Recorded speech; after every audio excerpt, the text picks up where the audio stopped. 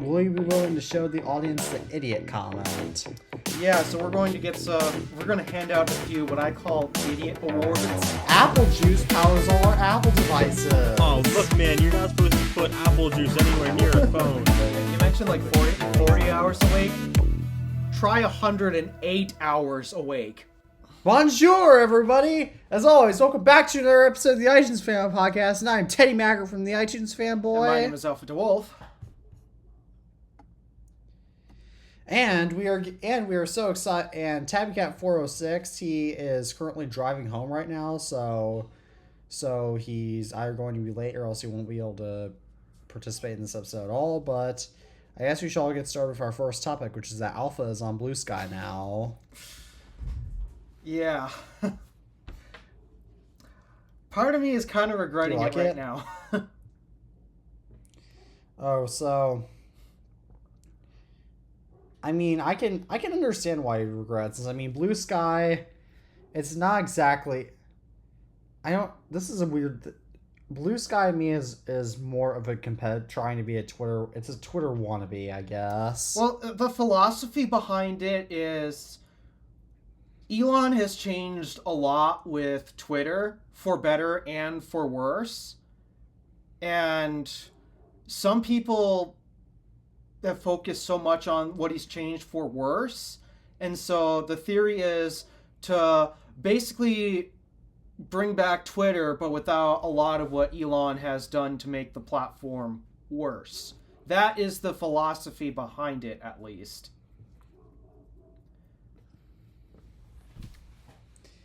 Blue Sky's, let me guess, Blue Sky's even worse than Twitter.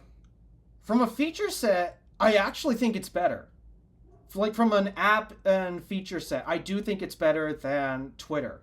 That's valid. The problem is the community behind it.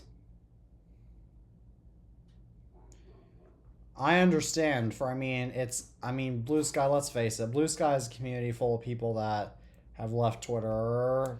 The problem is, and like it's the reason why I wanted to get off of Twitter, it's almost every single tweet I see now. And if it's not the first one, I don't have to scroll far to find it. It's all Elon stuff. And I'm so tired of it. I've mentioned in past shows, I'm so sick of politics. I want nothing to do with it. But that's all Twitter has become, not just in the EV space, but also even in the gadget space, the tech space. Yeah. I'm so tired of it. So my hope was people on Blue Sky would also be frustrated with it, but nope, it turns out it's just the liberals that went directly to Blue Sky. So they're keeping they brought their liberal, heavy liberal politics with them. And so now I'm in a battle where, okay, Twitter, it feels like it's mostly leaning conservative, which has its pros and its cons. But now, Blue Sky is now mostly leaning liberal, which has its pros and its cons. The problem for me is I want none of it. I know. Granted,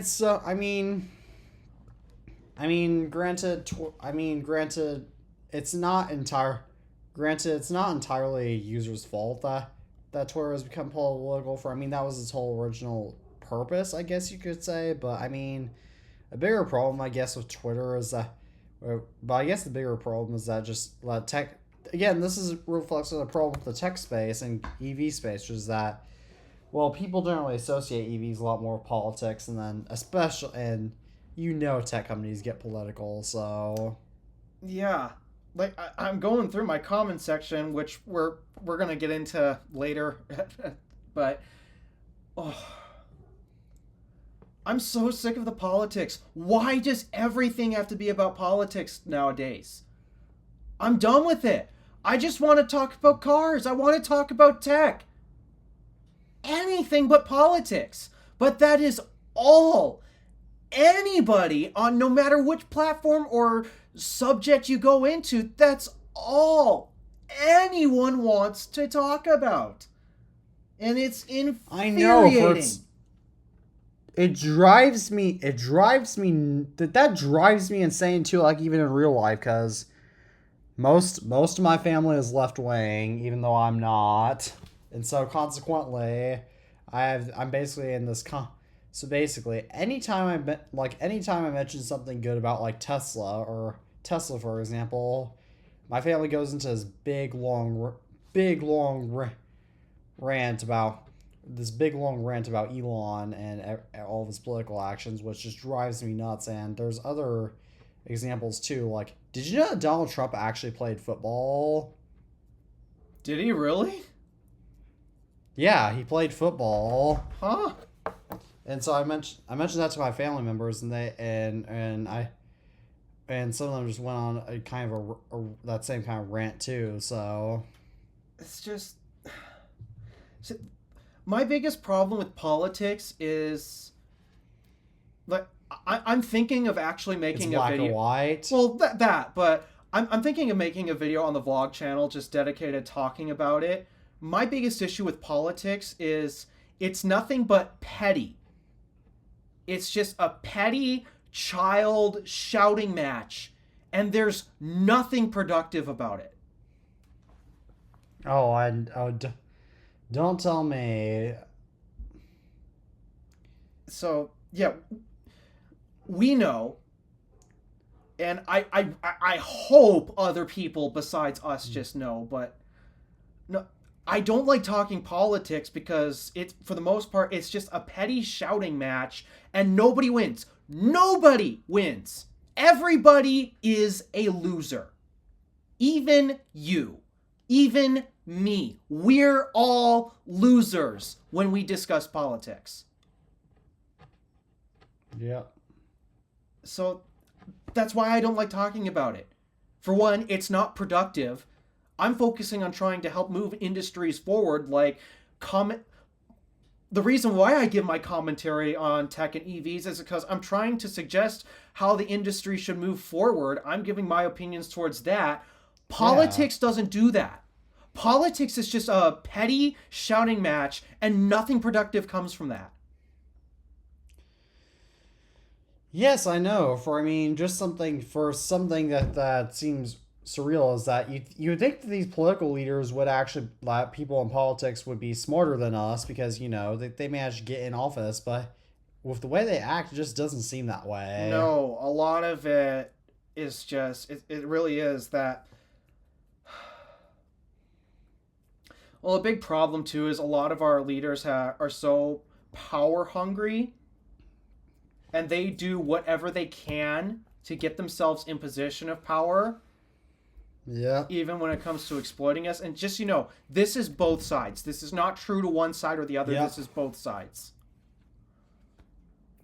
Just, my God, is it frustrating. And then it's even more frustrating because I've mentioned a few other friends that I have in person. One of them in particular, when we initially started talking, I brought up the subject. We initially met I was car spotting for Teslas on a bus trip. Yeah. And he couldn't, his initial impressions, I must be liberal because Tesla's EVs, that's a liberal thing. That's what liberals push. Until we started talking a lot more, and then he realized, oh, no, I am not liberal at all. Not even close. Remember the days back when Tesla was associated with liberals?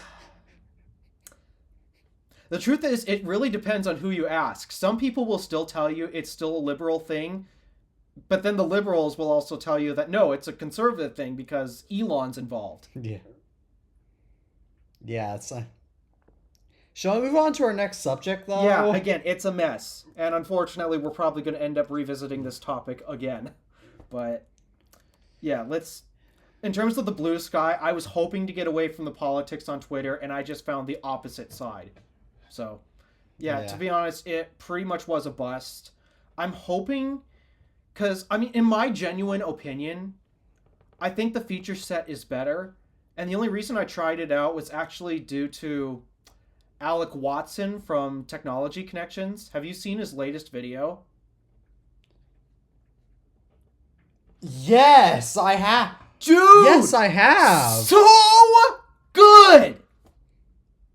Yes, that was so. What drives. It drives home a point that I've been trying to. I mean, I've just always kind of consumed the internet like of what I want to see and not what social media sites want me to see. That's also a big part of my I- frustration towards Twitter as well. And like Oh yeah. an ultimate summary that he brought up too was that a big problem with this whole thing is people aren't thinking anymore. In fact, this is another video I want to make. Explain, and this involves school. Schools are just as guilty for promoting this, not just social media. Oh yes. But the big thing is, school and social media is telling you what to think and not how to think. If you're telling me you know how to think, you're already lying. You're lying to me and you're lying to yourself. You don't know how to think anymore. You only know what to think. Exactly. To learn how to think is to understand that you need to there's this Albert Einstein quote that I always go back to that teaches people how to think, and his quote is, I mean, it's slightly outdated, but it still applies in the modern world. He said, "The only thing you need to know is the location of the library." In other words, the only thing you need to know is how to get information. That's the thing. We need to know how to get information, not what information. Exactly. That creates so many problems that I don't even want to get into. Yeah, but my goodness, watching that video felt so validating on how I've been feeling about social media as of late, because I even have this problem with YouTube. In fact, I think both of us can understand this, where do you go through your YouTube metrics and see how many people are subscribed to you that watch your videos compared to how many people aren't? I never do. I've looked on the occasion, Or I mean, not I that much, sometimes but do. I've looked on the occasion, and my Now you've got me tempted goodness. to look. Yeah, my goodness, is it a problem? It's like, while everyone on YouTube thinks they know what the subscribe button is for, I don't know. Judging by people's behavior today, I'm not so sure they do.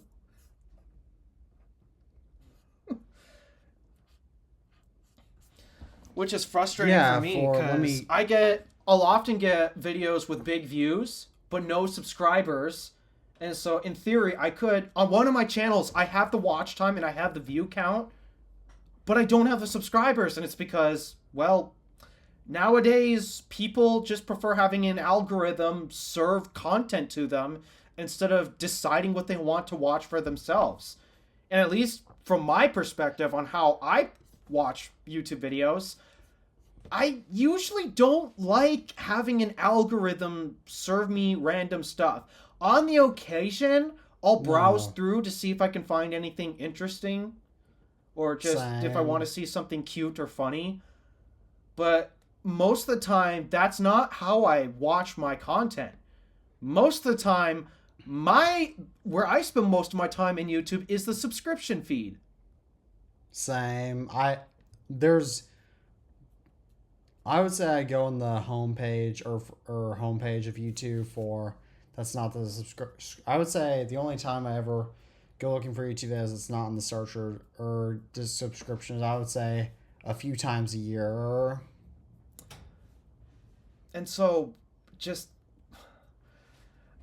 to say Alex's video was so good, that's an understatement. It felt so validating that somebody else understands the same exact problems that we deal with people not thinking and just being so mindless about things, especially when it comes to our media and content that we consume. So validating. I know, for that, so yeah, exactly. But I just had to I want to topics begin. Oh, and I accidentally closed topics and not messages. But I gotta go. So going back to YouTube, as you can tell, 94.2% of my viewers are not subscribed. You think it should be higher, right? Huh? You'd think that number should be higher. The amount of people subscribed watching your videos, right? You'd think it should be higher. Yeah. So yeah, that's a very good metric to show the problem with people just letting an algorithm serve them the content instead of actively choosing to watch it yourself. And I also think that also has to do with why our watch time on so many videos is always so low compared to the length. Like, to be honest, the average watch time on my videos is 1, maybe 2 minutes when you know the length of my videos. Yeah. That's a problem. Typically in my YouTube, that really is, because a lot of times my YouTube videos just maybe slightly over 2 minutes, and then as a result, you can't exactly, they go slightly over, and then you can't and then I'm losing track. And then a lot of times it goes slightly over 2 minutes, and then just as they're about to get over, then they're not, and then people click off. And furthermore, another more big problem, and one thing I want to mention is that I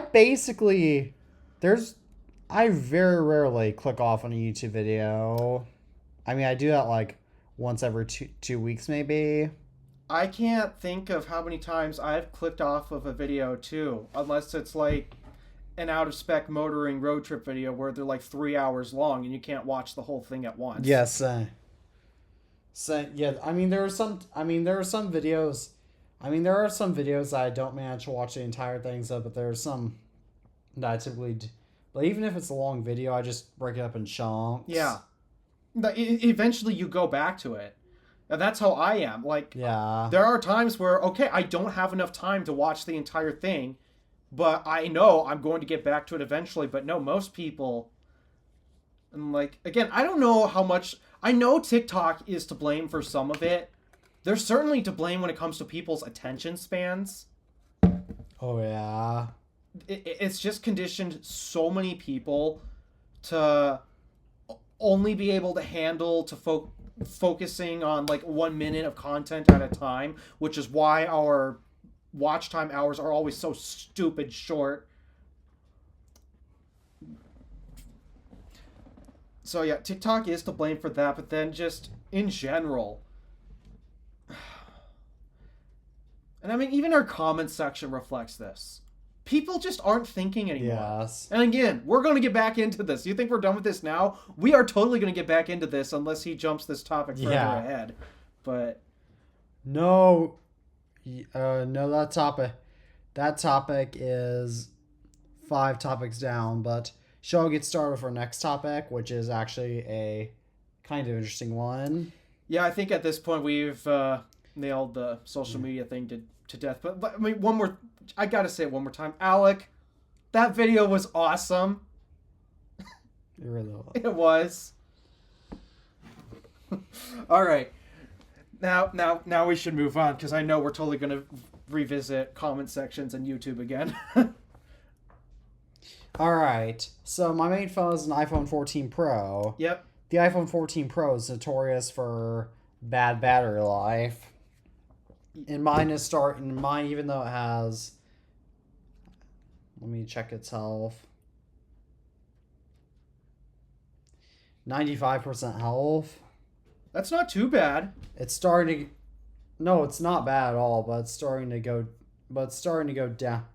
But I've been noticing that the battery life on it is definitely not as good as it once was. But I know You should try me in this thing. Yeah, I can't imagine using the same phone for 5 years. Let me see what is it at? Obviously, I don't care, but I'm just curious. What is it at? Oops, that's Bluetooth, not battery. It's gonna be bad. 77% capacity. Oh. Still running at peak performance, though, because I haven't had that unexpected shutdown yet, but my goodness, is that battery life a lot shorter than what it used to be. Yeah. For a big but this, getting back onto the actual topic, this morning when I woke up on my own without an alarm clock. Now, I'm not typically a morning person, so that already raised a red flag. It was already Same light. Here. That happened to me this morning too. It happened to one of my friends. My HomePod Mini did not go off this morning. And so, I was late for work today because of that. I know. Your HomePod Mini had no excuse for that. I'll get to why your HomePod Mini didn't have the excuse that my phone did. So, I went to go check. So if you wake up on your own on a weekday when you never wake up, what's the first thing that you're probably gonna do on your phone sitting on your bedside table? Well, I don't have my phone sitting on my bedside table, so I wouldn't know. Typically what I do is obviously I wanted to check the time because I was rather suspicious, and I realized I couldn't check the time. Oh, did it die? Yes, it died in the middle of the night, and I don't even remember its charge being that low. And I don't know if its charge is low or not, but it died in the middle of the night. So, therefore, I woke up. So obviously I had to get up because I knew that I was probably waking up late. And sure enough, I woke up at 6:50. I got up at around 6:55 a.m. I typically get up at 6:30 a.m. Oh, so you were only like 25 minutes later compared. I was an hour later, a full hour later compared to when I'm supposed to wake up. Yeah, but I just woke up. I rolled over because I was facing the opposite side of my table. I rolled over to face my table, slapped my alarm clock to, well, I don't use it as an alarm clock anymore, but I slapped the clock to turn on its light so I can read the time. 9 a.m. 9 a.m.? I'm late for work!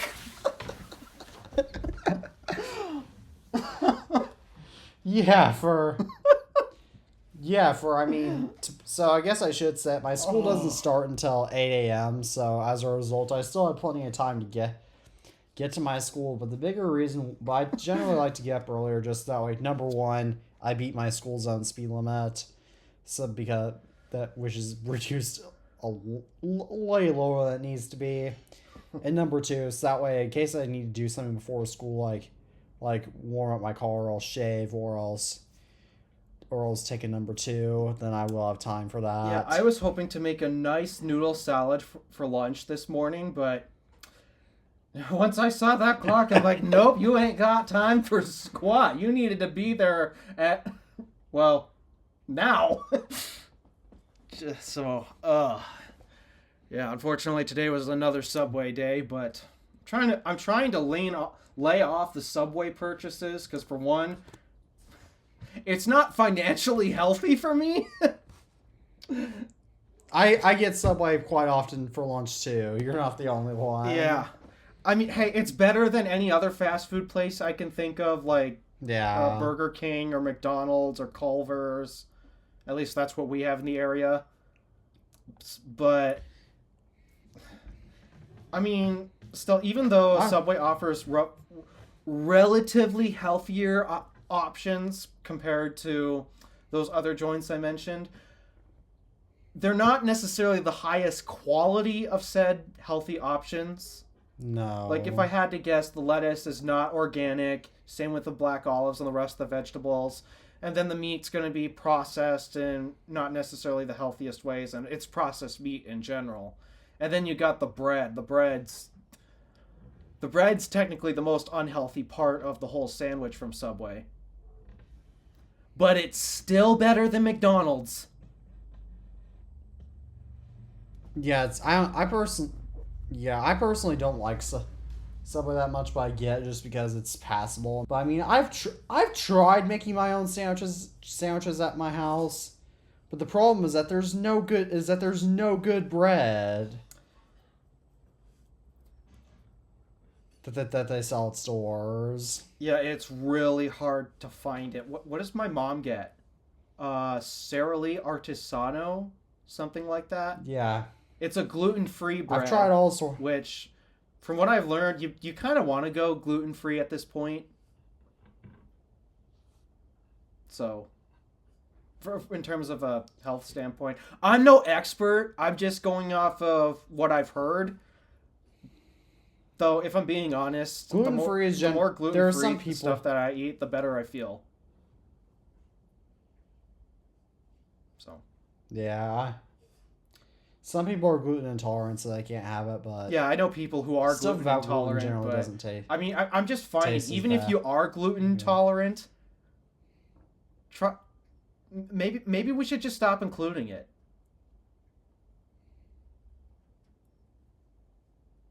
I don't know. Is gluten included in is gluten natural? It's wheat.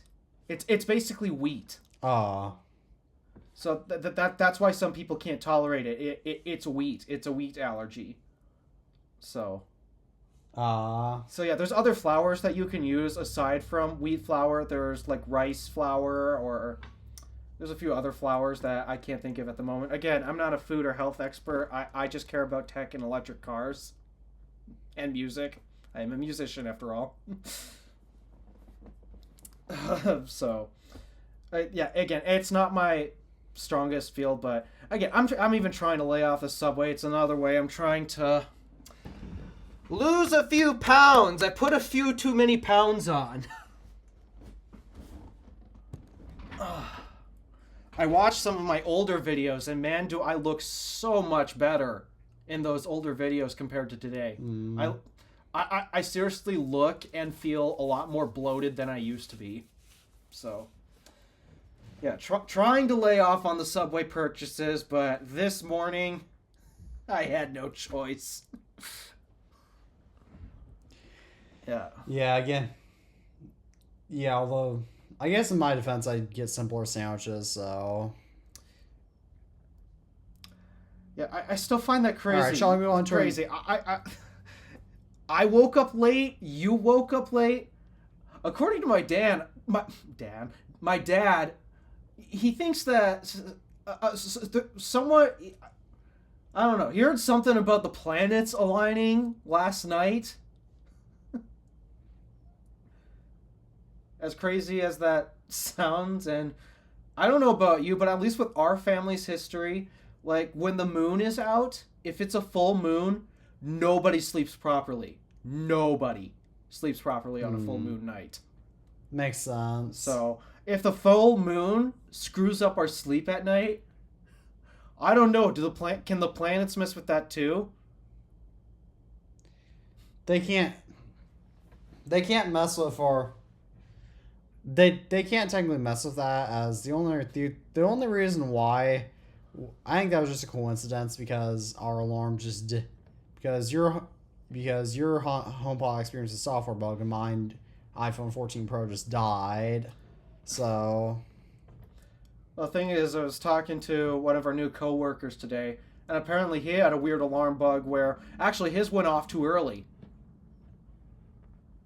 So he ended up waking up like at 4 a.m. instead of his usual time. What type? Do you know what type of alarm clock he uses? His phone, which is an Android. I don't know which one because I actually can't tell. I think it's a Samsung, but don't quote me on that because it's a budget phone. All right, well, shall I move on to our next topic now, which is a stupid topic?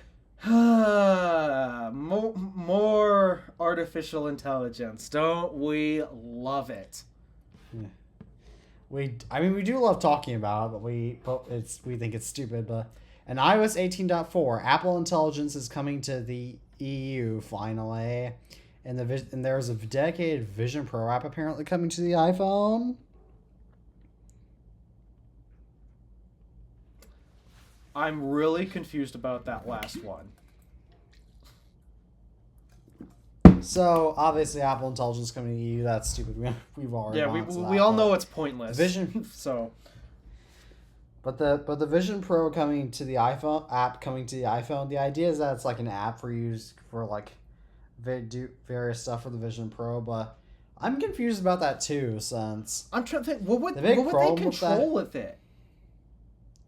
No, I don't know, because it doesn't even sound that useful, because the Apple Watch app on the iPhone makes sense because you need a place to control your watch to where if I go to, I actually got to change my wallpaper. I mean, part of I have my the own. watch app on the iPhone, it feels redundant to me. Because, like, everything that you can adjust on that, you can adjust on your watch. So the app feels kind of redundant to me in a sense. I mean, it makes it easier because you've got a bigger screen to work with, but I mean, what I use it for is generally just controlling my different watches. But most people don't own multiple Apple Watches. yeah, I suppose not. But for me, at least, the app does feel kind of redundant in a sense.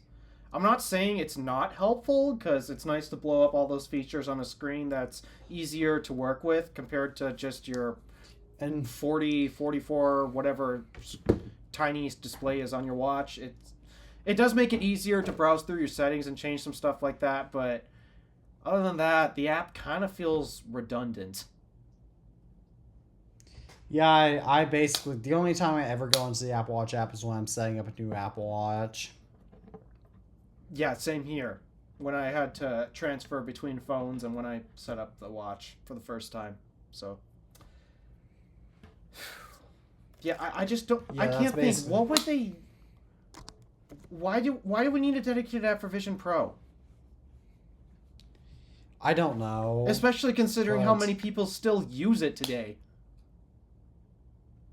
Yeah, we know so many people use the Vision Pro, but shall we move on to our next topic? Speaking of apps,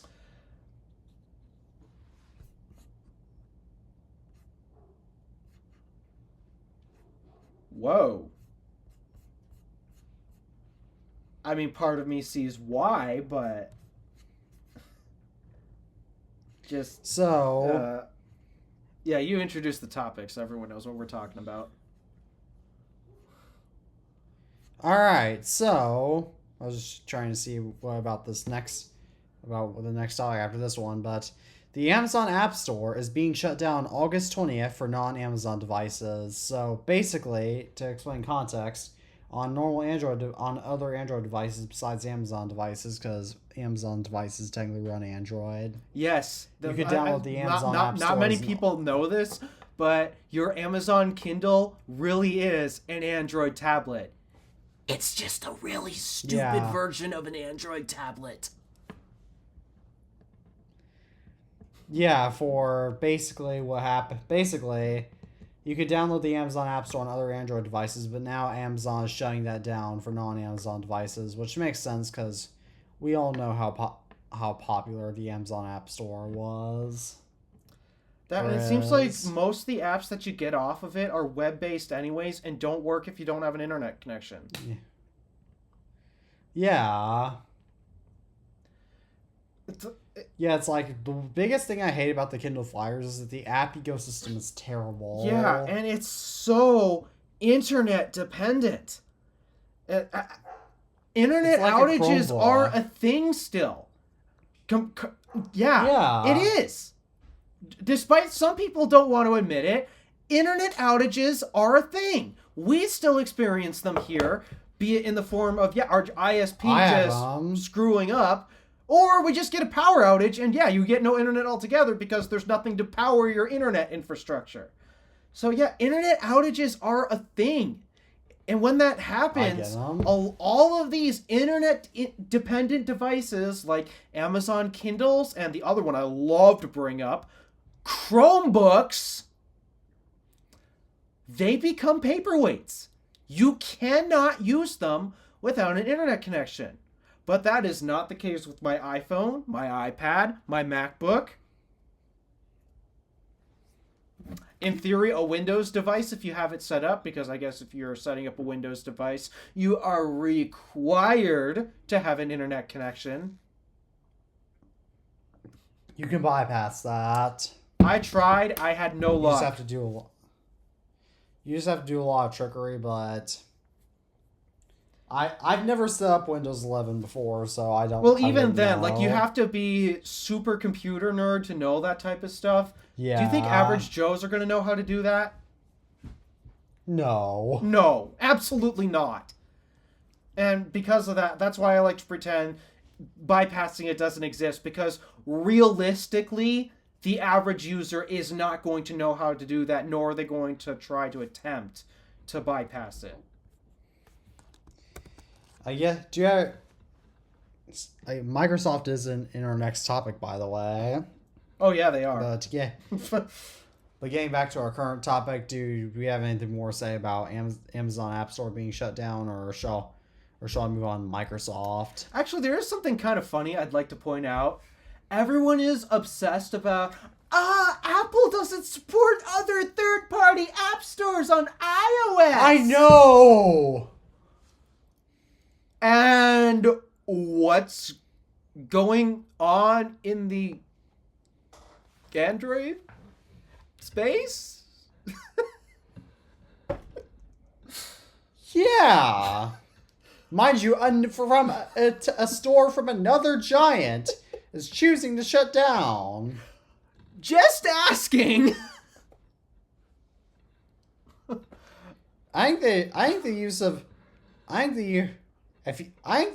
third-party app stores are redundant anyway. Because if you can sideload apps anyway, then why bother? Yeah, having a that's third-party another app good point. If you store? can't do it through the first-party app store, especially on Android, then why bother downloading another app store that likely has the same rules and policies as the factory one? At that point, you're probably better off just sideloading anyways. Exactly, but shall I move on to Microsoft? Yeah, I think we're done with that. Amazon's kind of dumb, but then again, is Microsoft any better? So Microsoft's first quantum computer, which is called the Majorana 1, which they developed. Now, this is not for consumers. It's just like a little thing that they're working on. It claims to have created a new state of matter. Yes, you heard me. There are currently 3 states of matter: solids, liquids, and gases. Apparently, Microsoft created a 4th one with Majorana 1. Yeah, there's technically a few more, like plasma, for example. That's technically a different state of matter. Oh, well, a 5th one then, but... I actually thought there was a total of 5. Just the 5th one is so hard to reach because of the amount of energy it takes to get any atom into that state. Or molecule, excuse me. But... So it's technically a 6th state of matter, but yeah. I don't know why, but I just don't believe that. Neither do I. I mean, why should we believe Microsoft?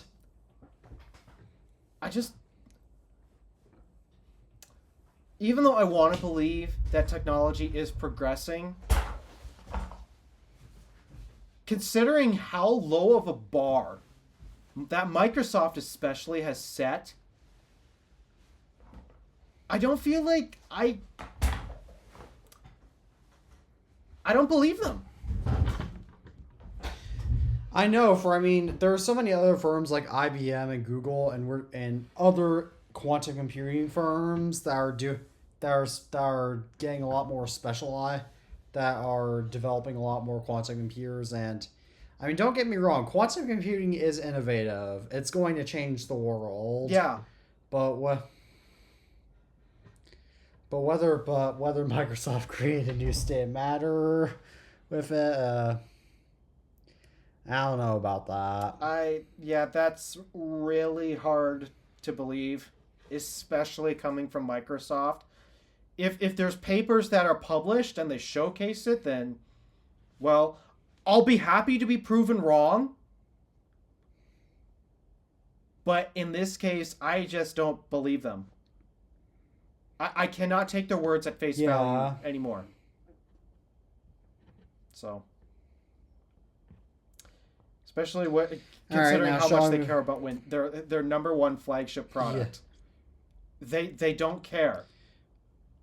And because they don't care, I don't know why I should care.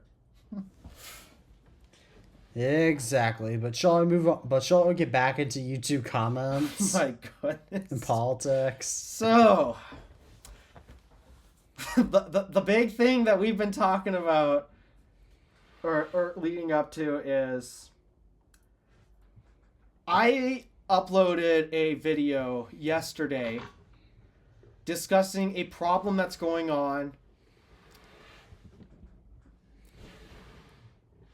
Basically, there's a group of people that are vandalizing superchargers, be it spray painting and Teslas. Yeah, and Tesla vehicles too. But they're spray painting Nazi, be it the word Nazi or the symbol. Swastikas. Yeah, they're spray painting this all over Tesla superchargers. And the thing that irks me even more, other people's personal vehicles.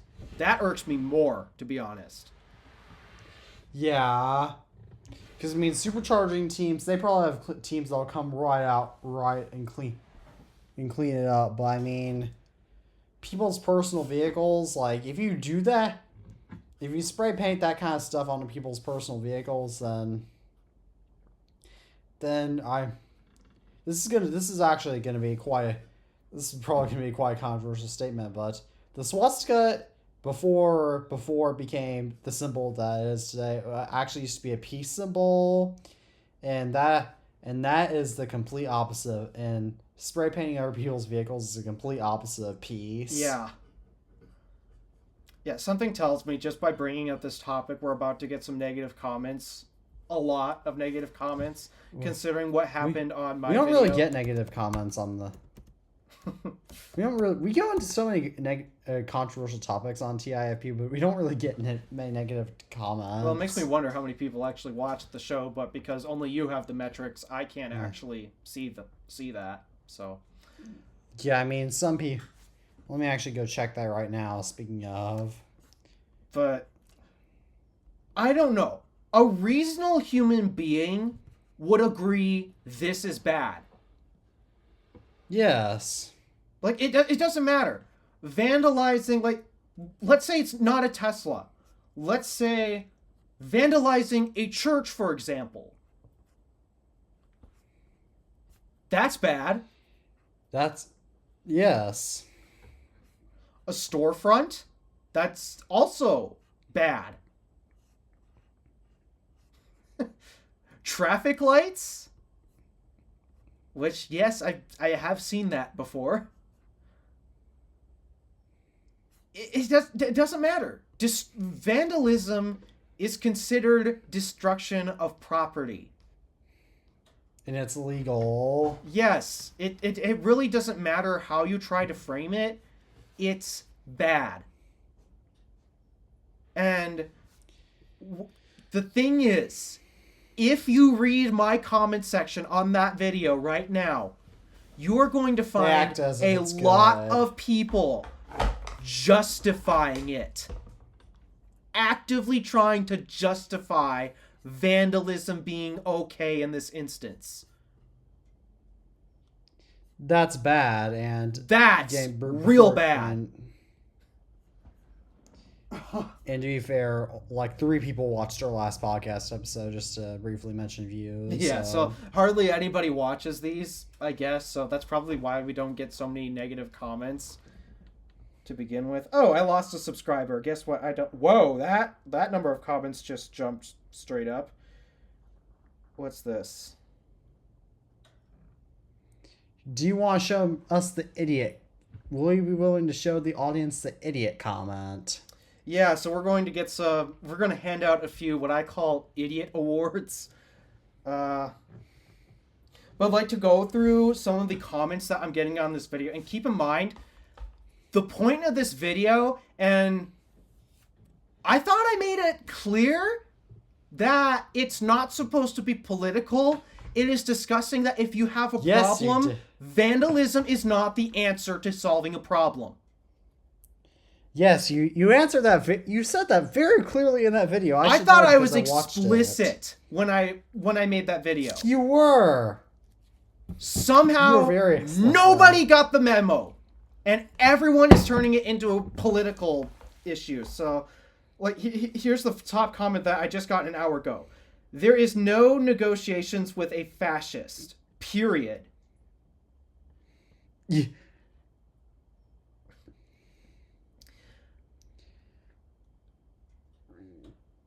Let me see. Here's another one. I guess, not relating to the politics, but I guess you love the depreciation of Musk's overpriced crap. Dude, Not if you knew true. anything Teslas about are the not EV overpriced industry, you might find that Teslas, they ain't overpriced. No. Especially the Model 3.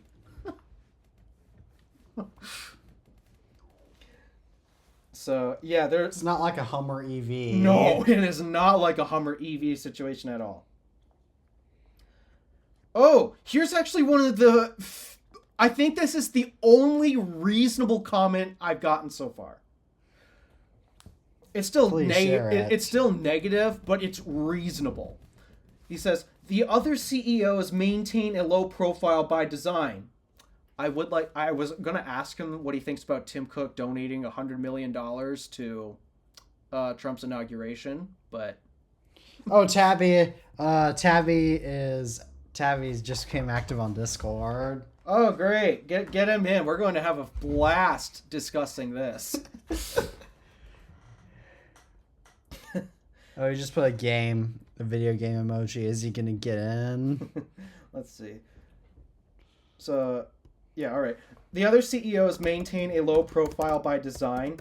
Master troll Musk courts and relishes controversy, which that is a fact. He really does love controversy. Yeah. I certainly don't support vandalism. I think that's the only way that this is reasonable. But I fully support boycotting Tesla until Elon is completely divorced financially from the company. That's his opinion. He's entitled to that.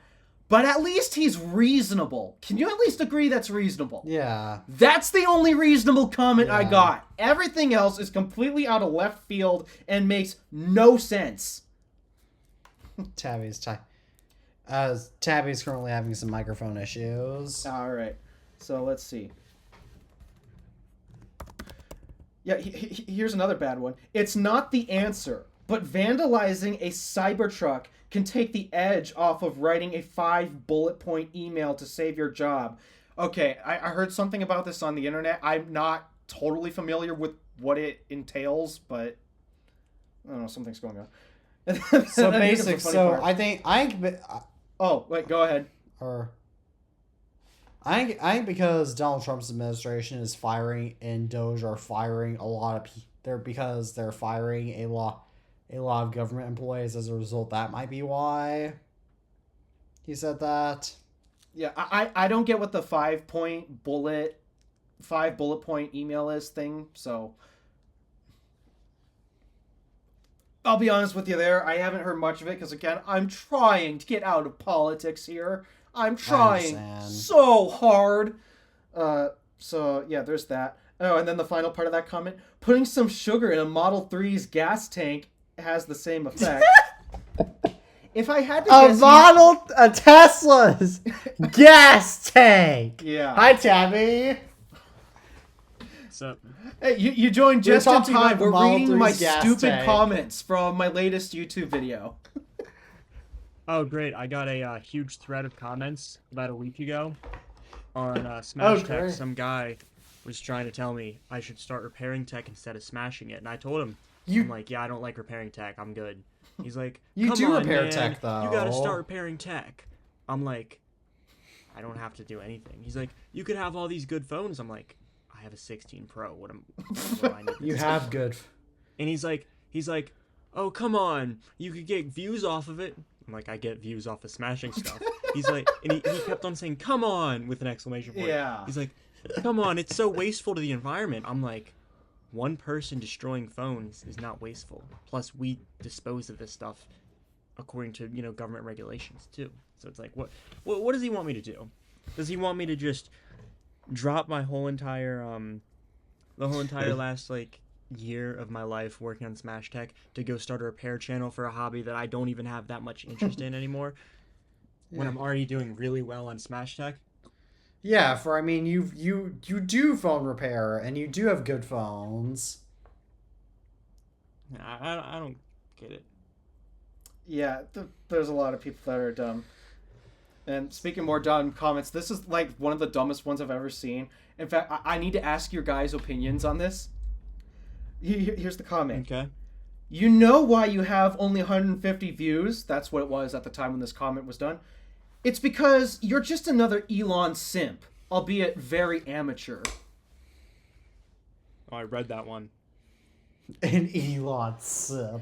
Out of curiosity, do either of you, and be brutally honest, so I can take the punches, do you think I'm an Elon simp? No, I think you're No. a Tesla simp, but not an Elon simp. Yeah, fair enough on the Tesla. I do love their products. I do. Elon, I mean, you could say the same about me and Audi. that's fair. That is fair. You don't like. Everyone Wasn't there has an a Audi bias towards vehicle some that you brand. hate? Yeah, that's Huh? true. Wasn't there a new Audi vehicle that you hated though? There's a lot of new Audis that I don't particularly like, but it's like Oh. everyone has a bias towards brands, We yeah. at least do a good job at being open about it, unlike others. Yeah. And I think as long as you're open Yeah, about fi- it, then that's fine. But yeah, definitely It's all not. personal opinion. Yeah, definitely not an Elon simp. Yeah, and then the guy goes on after I commented, stating, "Congratulations, you just won an idiot award because, well, if you do any research and if you knew anything about me, I've done my fair share of criticizing Elon." Yes, like X. Yep. Twitter, the supercharger layoffs. I believed he was in the wrong for that, and I did not support him for that. So, then he goes on just to say that, oh, have you even been in these electric vehicles? Have you ever driven a real electric vehicle? Yes, you've driven several. Again, if anyone knew, if he knew what my channel was and what it was about, he would know there's literal footage of me driving electric cars. In fact, in the very outro of that clip, it is a clip of me driving the Tesla Model X. Yeah, I thought there was one. Some people are just idiots. True. So yeah, I gave him the an idiot award for that because just wow. Then someone goes off. Oh, here's where the latest replies came from that just came in like a minute ago. Do you have insurance? Or yeah, you have insurance, don't you? Well, if that's the case, well, the insurance companies lose because they have to pay for the damage. And then the vandals will lose because It's they'll not get about the prosecuted by damages, the... It's more about the principle of don't mess up someone else's.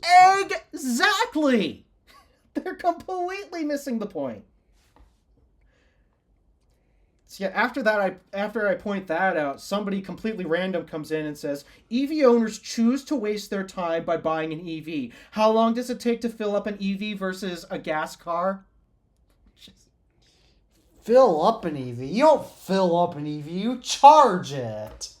So, actually, I have a question for you, Tabby. And think about this real hard. Think about this question real hard before you answer. How much time do you spend charging your Audi. Do I spend? How much time I'd do say you it like spend this. charging your Audi? I'm going to say it like this. Charging an EV in some scenarios can save you time over going to the gas station. I'll tell you why. You have a home charger, you plug it in, forget about it, wake up the next day, take it off the charger. Now, you have to go to a gas station, you have to find one, pull in, put your card out, get all that dealt with. Then you have to wait for it to fill up, which takes a minute or two. And then you have to go back in, get back on your route. EVs, you do as you want to. And yeah, you have to charge it. So what? You have to fill up a gas car, and if you have no gas stations in the area, what are you gonna do? Yeah, I do know some towns that Let's don't say have you're in gas this- stations in them, which to some people Yeah, that's a let's say strange thought, you but have it's to go it's a through reality. crazy rural area. Yeah, it's not like the gas. It's not like everything has just this perfect architecture on gasoline or diesel. Man, if you're in a diesel, you might be in even more trouble. Yeah, finding diesel at the gas stations can be pretty difficult every now and again. Yeah. Because I actually do know some gas stations in my area that don't sell diesel. Yeah. Most of the ones in my area sell diesel, but a lot more people drive pickup trucks in my area, so that would make sense. I've never even really looked if a lot of them near me support diesel. I'm sure they do. I just never paid attention. But yeah, my point is, you spend like seconds just plugging the car in and unplugging it. Like, do you stand there waiting for the car to charge? No. You go do other things. Precisely. That's the 'Cause you number can- one people- thing 'cause most it's people saving- don't understand. You're not standing there waiting it's for it a- to charge. Because it's a lot safer to leave an EV charging versus a gas car filling up. Could be. So, yeah, that's another fun thing that I guess I need to make a video on. Yeah, the truth is, like, I've also, for the record, I've been yelled at for abandoning my car while it's filling up.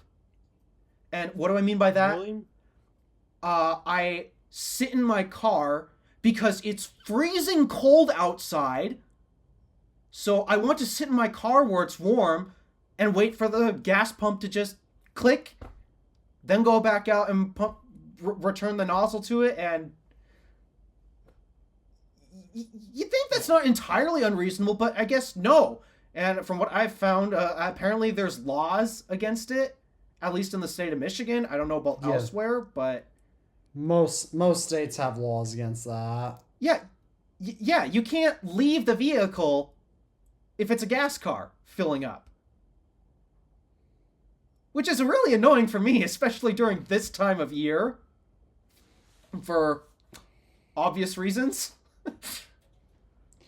I know for the last time I had to go out and get... Luckily, it's starting to warm up in my area a little bit, but the last time I had to go out and get gas, it was a foggy night. Yeah, for me, it's just so freaking cold. I don't want to stand out there and wait 5 minutes for the tank to fill up. And yes, it usually takes about 5 minutes. Takes me sometimes 5 minutes, sometimes even longer, because sometimes like the pump will click, and so I have to keep putting more gas in. I've spent 20 minutes standing at a pump before. That's how slow it was. Well, 20 minutes. Must have Yeah, been a some pumps are- smoke. some pumps are really slow, and furthermore, the last time I had to go out and get gas, I usually get $40 for gas every time I go get it, and I usually go into prepay, and the cashier thought I only paid for $4 instead of $40, so I had to go all the way back in and pay for $36 more of gas. What do you have, like a $40 gas allowance? The way so prepay- I have so The way that prepay works is you Oh, yeah, park I your know how it car at works. the I'm gas just wondering if pump, Teddy has and then one. you go in, and then you hand them cash, and then they set a limit on the pump that once it hits the amount of cash you give them, it stops pumping. Yeah, I've had to do that Yeah. before when the card reader's down. Also, I had to do it for Okay. lawnmower gas canister once. But Teddy, does your parents like give you $40 a week for gas or something? So no, so I'll explain. I'll explain that in the chat since I'll explain that in our podcast group chat because I don't Fair exactly enough. want that to be mentioned on the show. Funny enough, the gas station I go to, you can fill up before you give a payment method. Most gas what? stations in my area don't allow that. Yeah, most of them do not. That's weird. But the gas station I go to still does.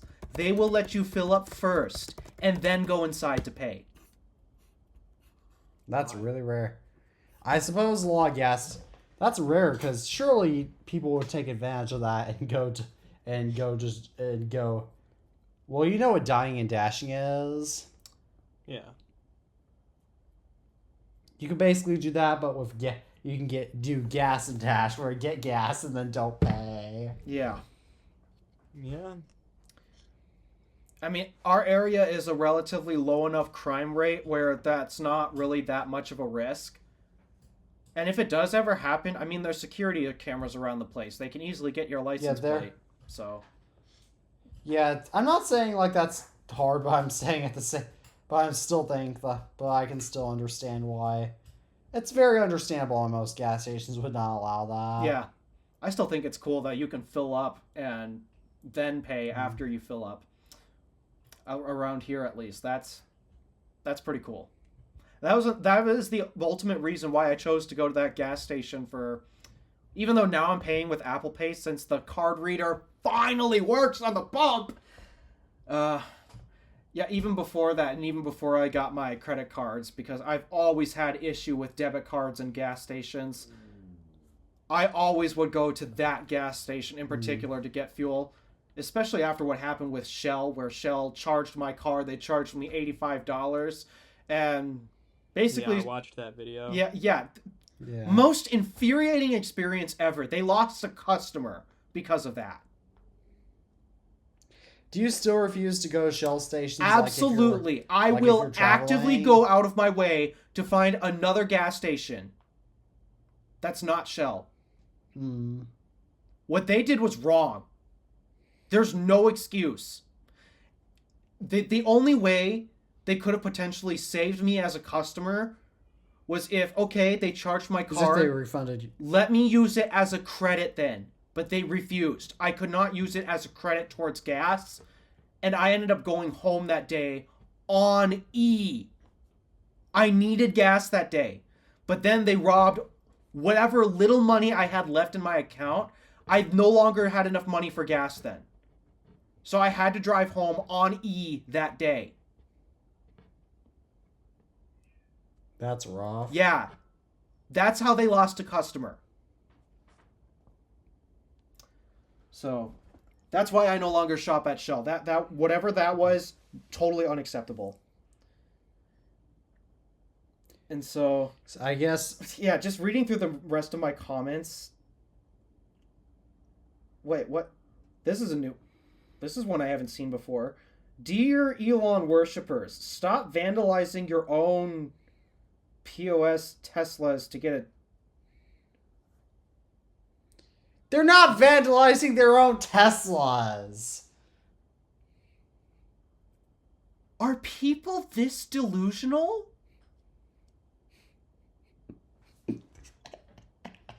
Are you sure that comment doesn't get it that commenter doesn't deserve the Idiot of the Year award? Let me read this again to make sure I got this right. Dear Elon worshippers, stop vandalizing your own POS Teslas to get attention. Nope, that's what it reads.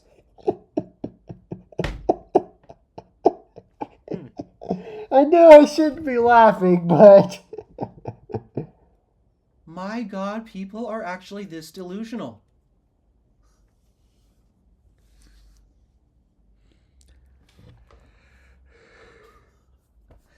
And people wonder why I have no faith in the human race anymore. There's your answer. You don't gotta look far. Stupid.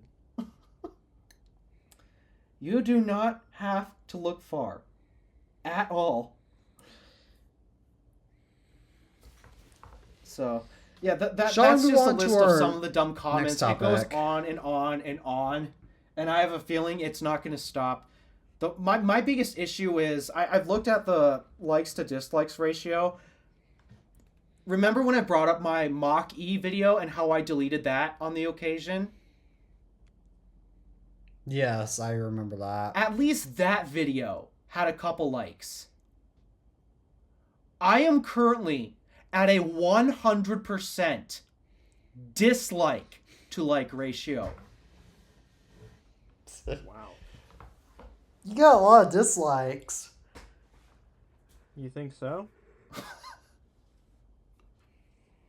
I'm going to double check that again because last I checked was a couple hours ago. But I was at a 100% dislike to like ratio. Engagement. Oh, someone finally hit the like button. Thank you to that person. Here's the metrics. It's crazy how YouTube. Let me works. see if I like. Let me see if I like that.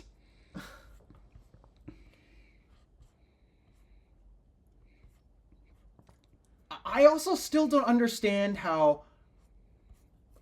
I also made it very clear no politics on my comment section, otherwise, I will be deleting it. Yes, you did. I have deleted 3 comments already because of that.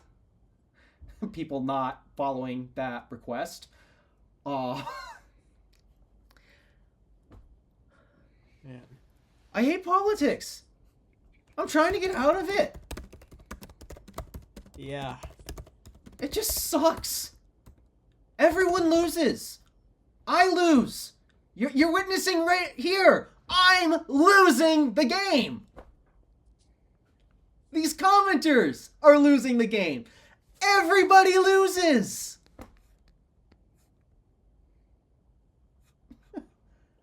I like that video. Yeah, I'm reading this. Just I feel My like some of God. these people in the comments just automatically assume your political beliefs because you are defending, Tesla. Not even really defending Tesla, but I mean, I feel like it's more of the fact that, like, I feel like this should be obvious, but you're against the idea of someone vandalizing other people's property over a general. that was the brand. point. I mean, That was the whole point of the it's like, video. see, here's the thing. I don't agree with everything that Apple does. Neither do I. But I'm not going Neither to go do to I. the Apple store. I'm not going to go to Starbucks, see someone's MacBook on the table, and then go draw, controversial symbols on it and whatnot. I'm not gonna go and vandalize someone's stuff. No. If they don't want to buy the product, don't buy the product.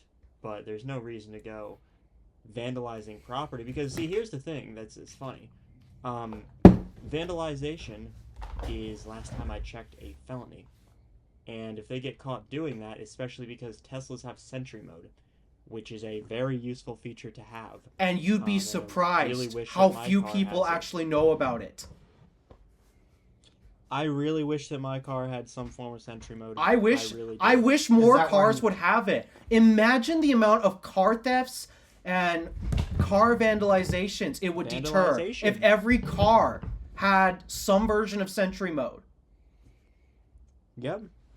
I feel like Sentry Mode, it's one of the biggest things that that Tesla has done, if not the biggest innovation that they've done, really. Yeah. Is that basically when it has cameras that record all the outside activity? Yeah. Yeah, it's basically security cameras Wow. all around the car. They have all of these cameras that they initially designed for, FSD, vision-based autopilot and such. They had all those cameras for that, but then they realized, Isn't you know what? FSD LiDAR based now? Huh? Isn't FSD like LiDAR based now or something? Nope, it is vision only. Straight up camera vision only. Oh. Wow. Did they have like LiDAR or something before? 'Cause They I had remember hearing something radar. about, They had radar Oh, before. okay. But the theory was the radar and the cameras were sending conflicting signals towards each other, which was causing autopilot to freak out. And their solution wasn't, oh, just fine tune it. Their solution was get rid of radar. I mean, we don't have built-in radar sensors. We can drive with our own two eyes. Why don't we try to train FSD to work the same way we do, where we just have our two eyes? Yeah, I guess so. And not gonna lie, what they've managed to achieve technically is pretty darn impressive. Yes. I would never use it, but hey, I'll acknowledge what they've achieved is pretty darn impressive.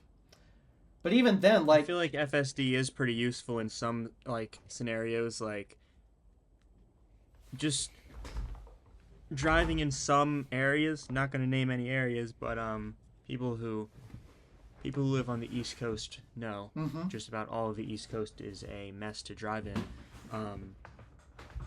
It would be very useful there. I mean, hey, when I come I come to the East Coast in August, I'm going to get firsthand experience with that. Oh yeah. It's like it's not even like it's hard to drive here after like a few hours of practice. It's just like it's just annoying, like so much dead time just wasted, you know, just annoyance. Yeah. That's a problem in Los Angeles, and there's other cities, and there's a lot of cities in the southeast that aren't just part of the East Coast that have problems with traffic too. LA is definitely interesting. Their roadways. Yeah. I would hate to live there and commute on those roadways. Yeah. But even then, like, so Yeah, the Sentry Mode topic, yeah, the reason why they came up with that was we have all of these cameras we're using for FSD. Why not put them to work when the car's not moving?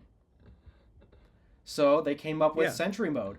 And my goodness, I honestly think that's a bigger deal than FSD. Yes.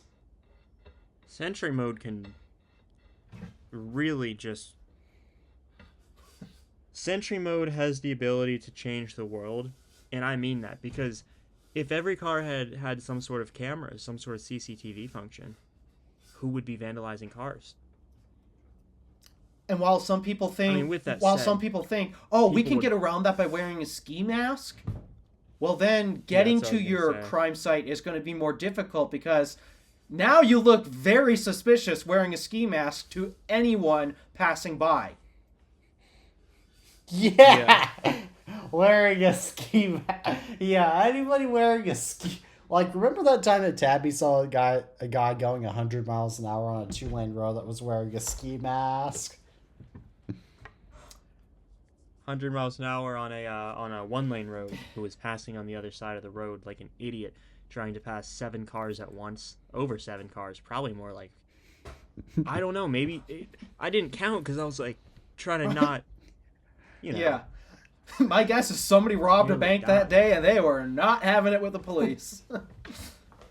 Either way. I mean, so far, I've only heard one other automaker adopt this feature as well. It's another one of Tabby's favorites. Who? Rivian. Oh, I was expecting Lucid, but yeah, Rivian does make sense. What do they call it? Gear Guard? I think that's what they call it. Oh, that's cool.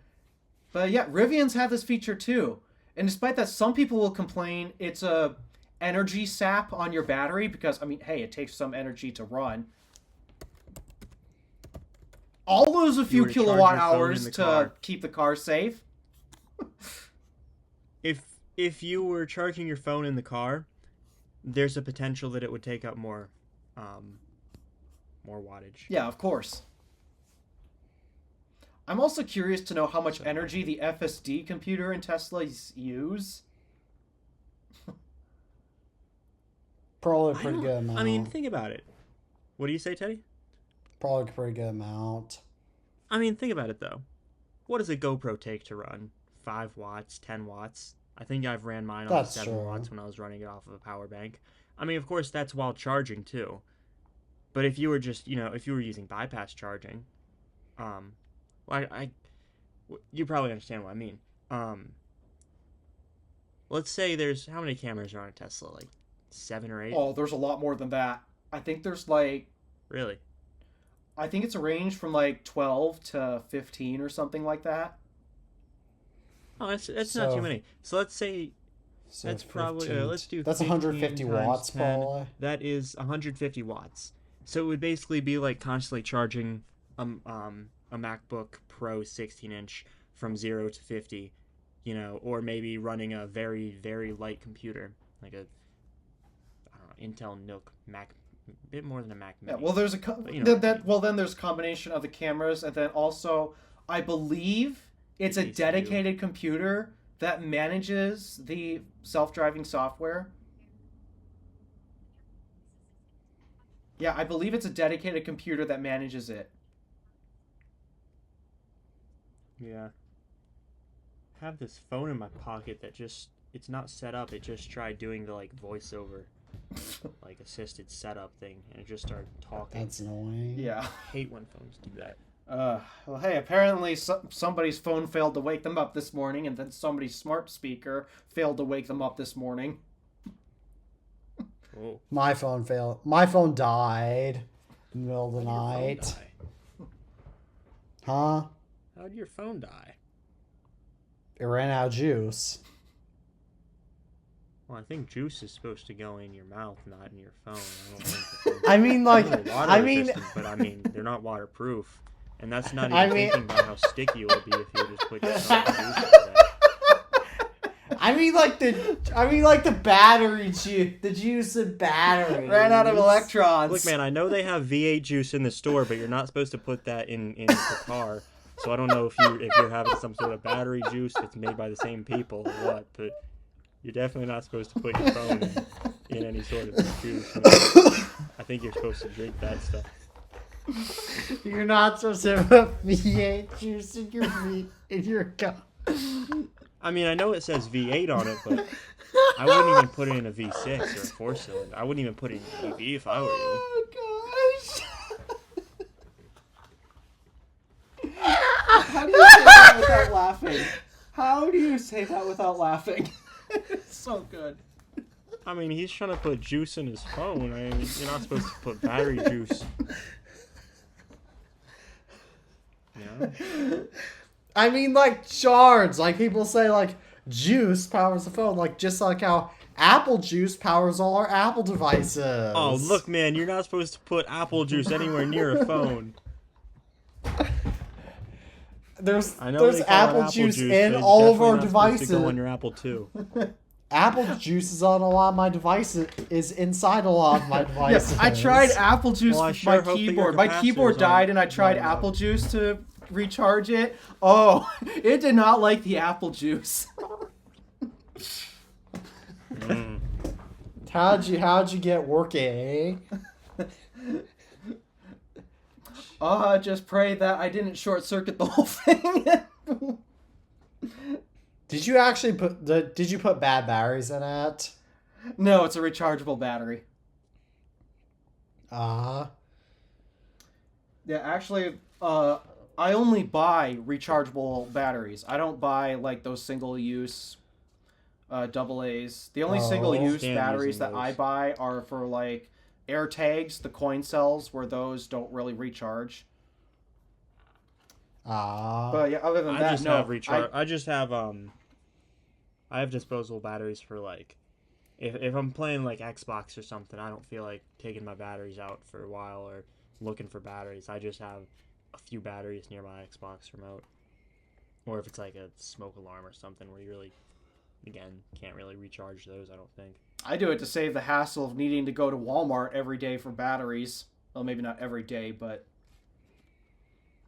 takes another I like errand off the rechargeable list. batteries because it's like, I just hate having to waste stuff. It just doesn't feel right. Just having disposable batteries. That just something about that Yeah. doesn't sit well with me. Yeah, it really doesn't. Yeah, I Especially understand. considering that technically you're supposed to recycle them, though especially in my state, we are so disincentivized to recycle. Like, we actually have to pay a lot of money on top of what we're recycling compared to just throwing it out.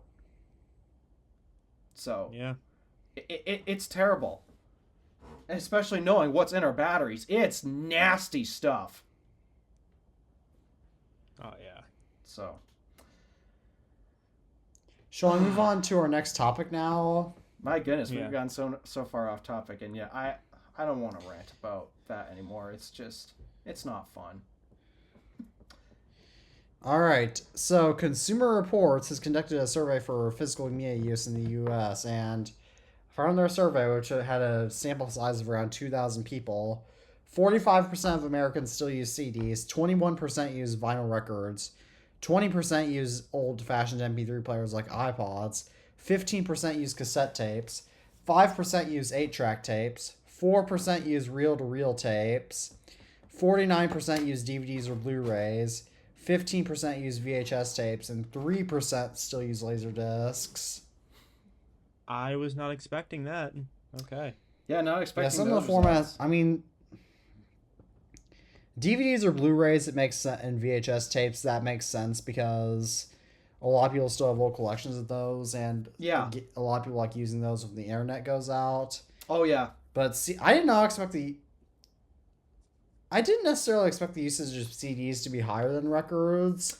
Well, Still to this day, since everybody talks about buying records. if I had to But guess, at the it's same time, because a lot of older cars still have CD players, and That's true. Like my car technically has had a CD player before I changed its infotainment system. yeah.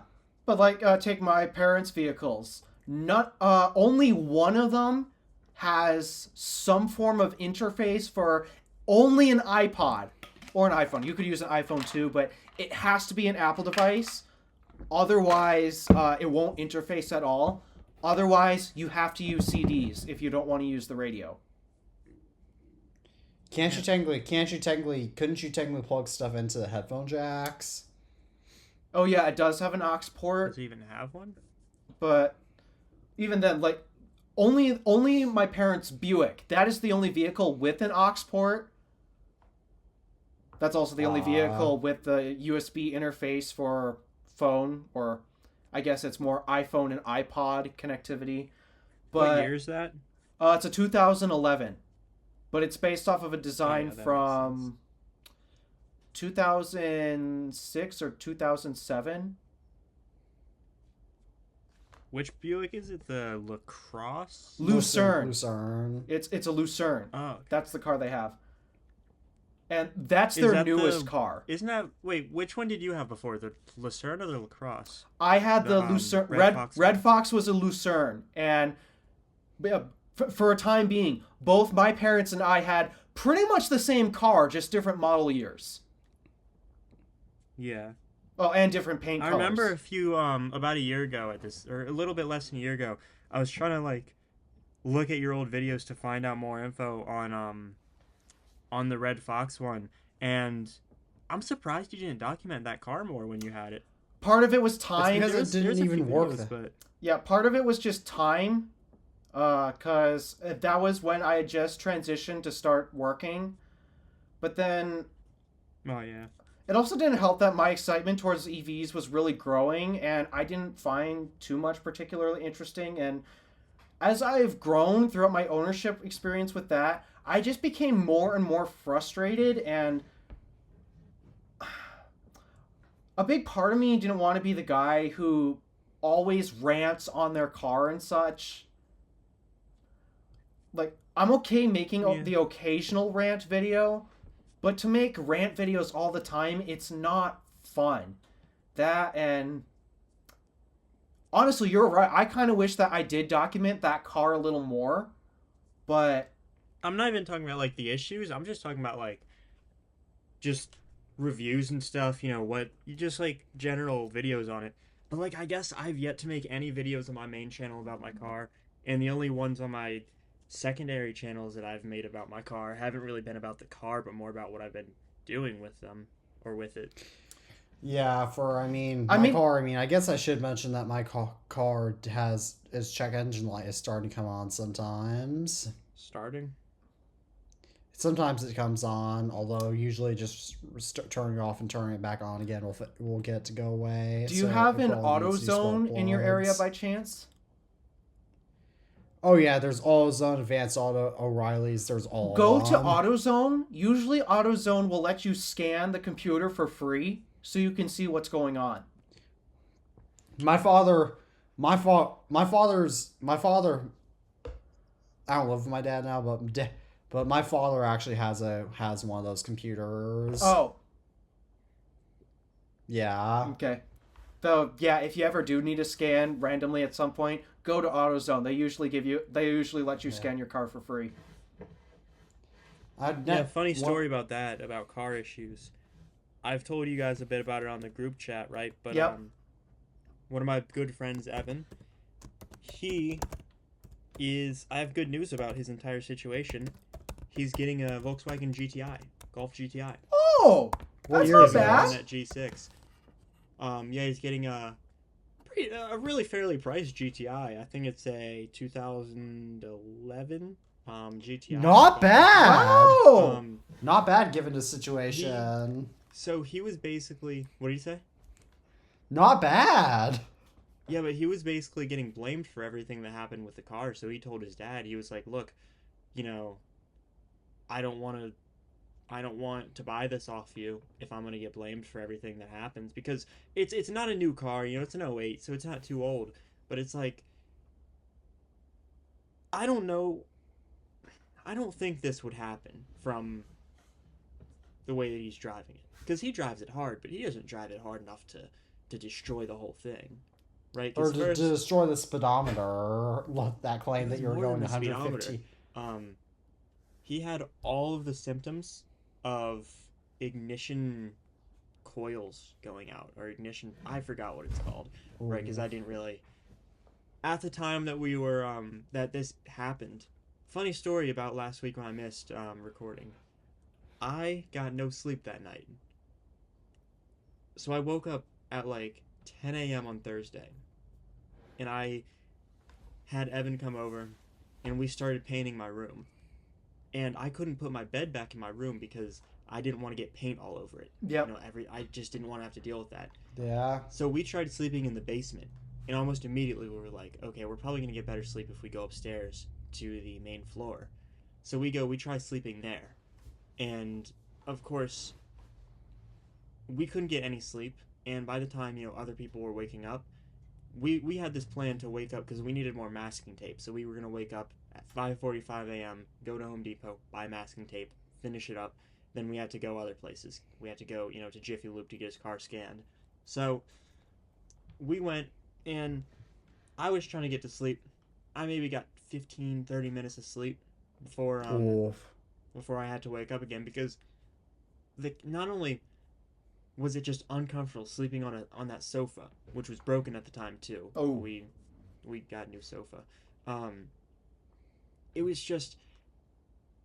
It was not a good experience because people were, walking around downstairs. The cat kept on waking us up. The dog kept on waking us up. Well, him up, because I only got to sleep at the very end of the night. Then around like 5:30, 5:15, around then, I don't remember what time exactly, I got to bed, had to wake up, and then we went to Home Depot, and then that whole night, or that whole day, I was working on my room I was like, I am not going to sleep on that sofa again. I am figuring out how to get my room livable. So put together some furniture. Then I had to go to pick my car up, and then driving home, I finally got home, and it's like 8:30, and I still had some stuff to do in my room. So I got to sleep at midnight. I probably spent like 40 hours awake with barely any sleep.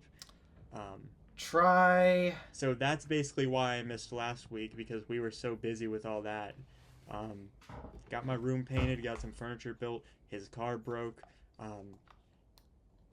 He missed work because his car was broken, and I didn't of really have course- a car because of that, or because my car was in the shop. And it doesn't help if your car breaks down, because if you have no money to fix it, and your car breaks down so you can't get you to your job to get more money, then it's a vicious cycle. Yeah. Yeah, but luckily, I'm not gonna go too far into his financial state, but it's not exactly great right now. But he was able to get some money. Yeah. Welcome to the club. He was able to get some money. I don't think that he would want me to go into it entirely, because it is kind of personal to him and his family. Yeah. But he was able to pull some money from somewhere, and he basically got just enough to pay off the GTA, buy Golf GTI fully paid off, and he's going to probably drive it till the wheels fall off. He's probably going to mod it. That's knowing awesome. him, he's going to try and do a straight pipe, everything with it. But he basically said, because I've been between my next car, I want to get either like a Golf R, Hyundai Elantra N, maybe an Audi S4 if I can find the money for that. And he's like, if I get this, you got to get the Golf R. I'm like, I might. He's like, we got to get matching Golfs. I'm like, we'll see. Though, yeah, you mentioned like But 40, he's really 40 excited hours about awake. Try 108 hours awake. Man, what did you do? Yes, So, I'm very curious about how you stay awake for 108 hours without using meth. I have gone to the DC area twice so far. The first time I went by plane. Well, actually, no. First, I went by bus to get to Milwaukee. Then I flew out from Milwaukee to Baltimore. And because I don't sleep well when I'm moving, I was up all night for that. I'm still awake the next day because now we're in DC and we're touring around that. Get to our hotel, and I'm paired up. And just so you guys know, this was like a school trip, so I was with other students.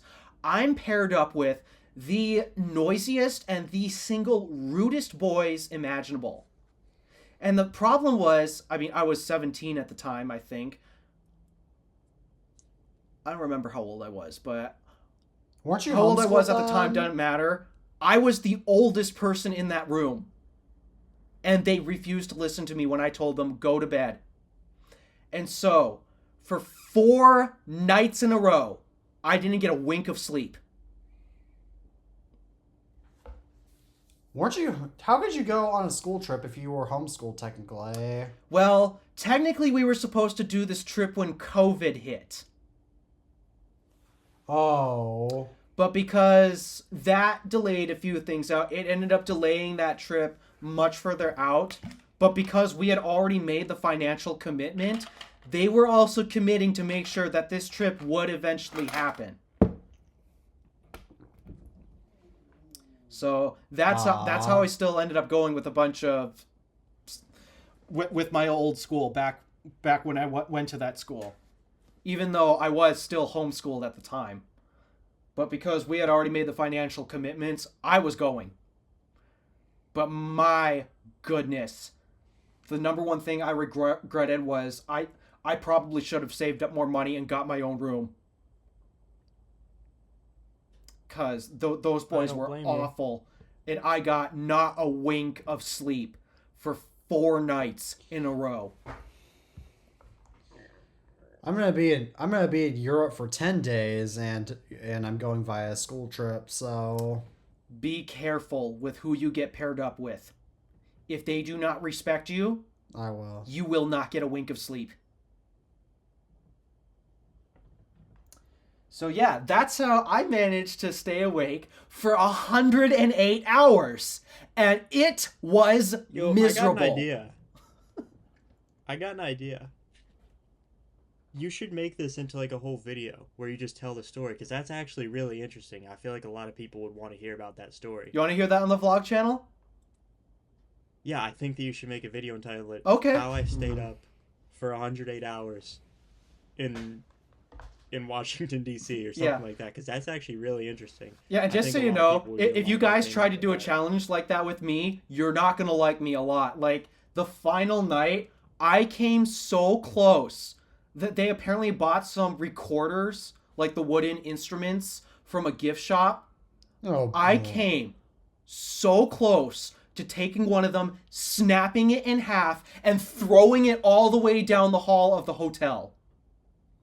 Why would they even buy that? What is the objective there? These are younger brats. Don't ask me. I think they're idiots. I think that's what they are. Yeah. Wasting their money on garbage. Yeah, that night, I came alive and was so pissed. I scared one of the boys so bad. The next morning, credit where credit is due, he apologized to me right there, right then. I had scared him that bad. Good. So yeah, you when I get cranky, get as far away from me as possible, for your own good. And a good way to get me cranky is if I don't get my sleep. Yeah, I can see why that would be annoying. Yeah. And before anybody asks, yes, I asked the chaperones and the adults. They did nothing. Because, of course, teachers don't actively solve problems for students anymore. Oh, yeah, they don't care, I guess. You're right. Yeah. They'll do what they want to do. If it inconveniences them, then they'll just say, screw you. Oh yes, for I understand. For I had to do math homework clear until 4:07 I think p.m. I had to do math That's a homework. pretty I had to do normal math. time to- Typically I don't work that late, but my math teacher literally said at the beginning of the semester that she was going to assign a lot of homework and that she basically didn't care. That's annoying. Yeah. They legit Oh yes, don't it care. is because I'm getting so Even tired when you're of- losing sleep. Like, that's a red flag. We have actual health problems. I could have developed insomnia from that. And yet, they chose to do nothing. And well, yeah, it would have inconvenienced them that, oh, we need to change up rooms, maybe potentially rent out an additional room. Yeah, it would have inconvenienced them. But at this point, you're potentially going to end up forcing a student to develop insomnia. Yeah, weren't you or were they like middle school age boys? At the time, Probably freshmen. it was supposed to be a middle school trip, but by the time we eventually got through this, it ended up being a high school trip. So no, actually, they were all high school boys at the time. But they were still... Like, were they all in your grade? No. Well, they were probably middle school in the mind. They probably... Yeah. If I probably recall... high school. So Yeah, I was a sophomore at the time, and they were freshman students. Oh, yeah, that's... Yeah, it's always awkward when you have to be with a bunch of people that are not in your grade, especially if they're in lower grades. Yeah, and I tried my best to be as calm and collected, and like a big problem that a lot of older grade students have with younger grade students is the power dynamic and the age authority. I did everything I could in my power to not exercise that, but that final night I let loose. And I scared the living crap out of them. I don't even blame you, man. Yeah, I was not having it anymore. I'd be That's like pissed me off, having too, to if deal a with bunch them. of little kids started messing with my sleep. Yeah. Yeah, and I'd be that would drive me crazy too back then, and back then I was 13. But yeah, you got to be careful who you block. Arch. So I'm not that careful of who I block. Like if I don't recognize who the account is or who people are on social media, or else if I don't recognize what they do, then I just block them. I keep getting notifications about my concert tomorrow. Oh yeah, I guess I should mention, speaking of Rascal Flatts, when I was at one of my school's basketball games recently, they played during halftime they played the Rascal Flatts version of Life is a Highway. I love it so much. Oh, I don't think the pep band version of it is great. But You know, like the what? the pep band version of the song Life is a Highway is... I don't like that version of it. It gets the rhythm really What's wrong. Pep Band? Pep band? Yeah. It's like a cheerleading squad, but with musical instruments.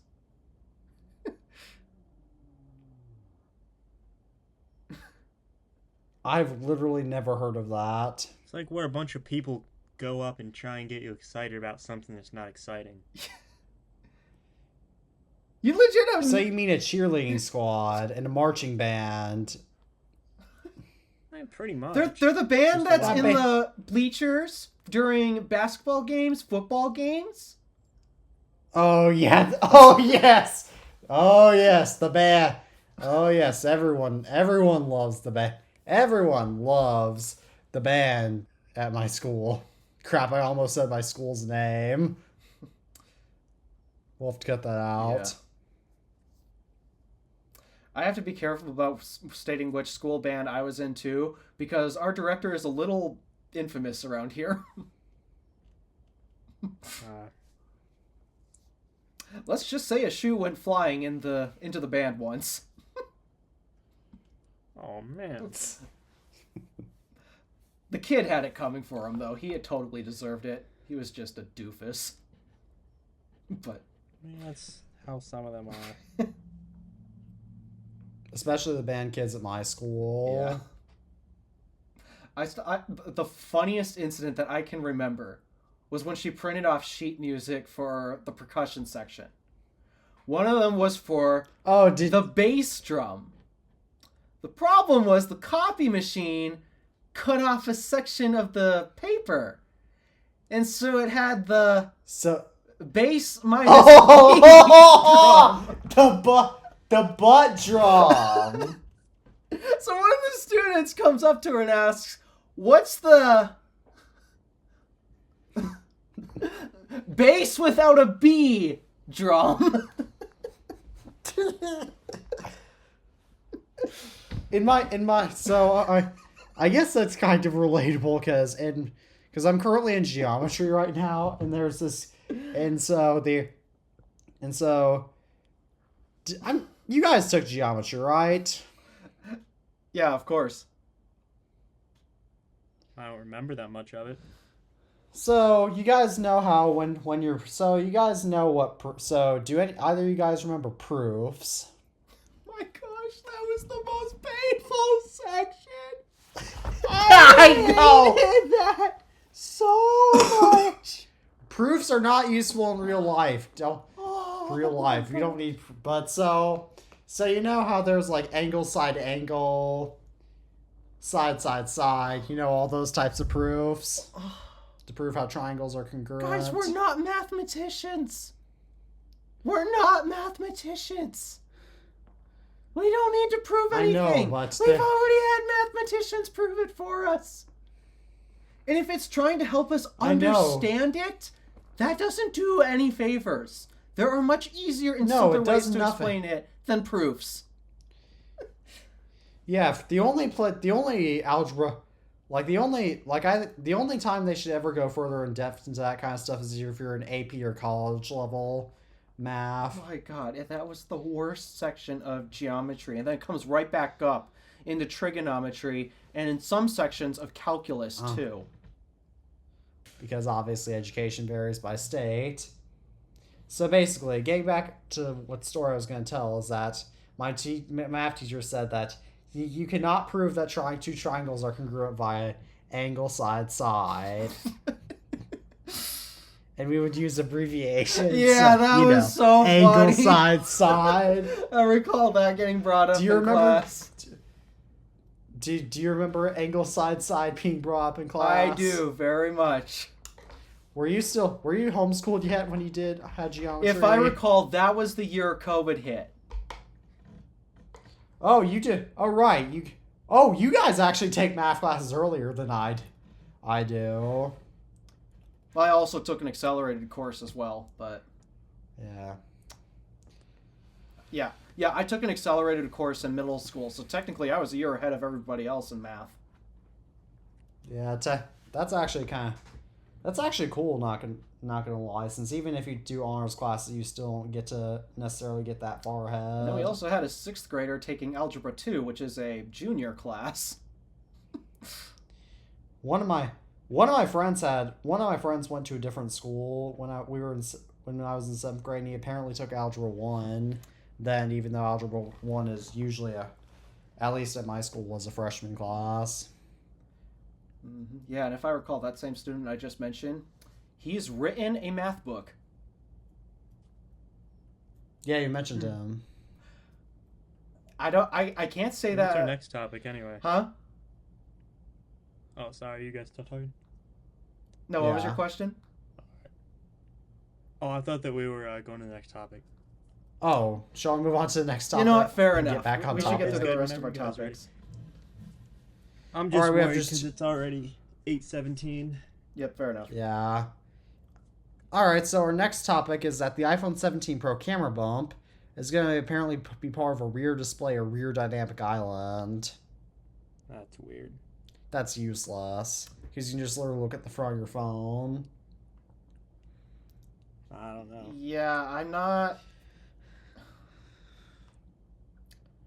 I don't know what you'd use it for.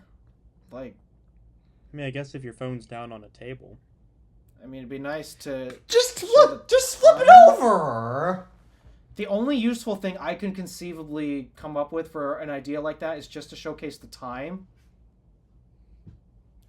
And even then, just look over on the front of your phone. Like, it's not hard. Yeah, it's like pick it up, flip it over. It's not the most difficult thing in the world, that. And I don't think that's possible considering what we needed to do that. Because you've still got the Face ID tech in that spot.